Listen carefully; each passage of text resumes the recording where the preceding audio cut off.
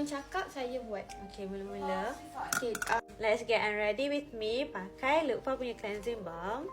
Okay, so first muka kering, tangan kering. Okay, and then ambil sikit, gosok-gosok dulu kat tangan. Ambil cap Lukfa lepas ni. Apa ni cakap kan? Rub dekat muka.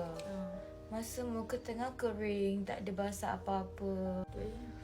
Tu aja dia parah. Kau tak nampak muka dia sebelah ni.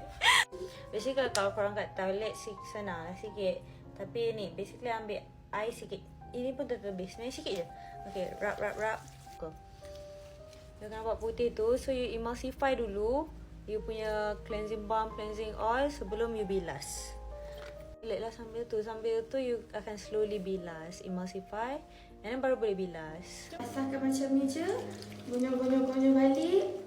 Buat banyak kali sampai dia betul-betul like bersih. Faham tak?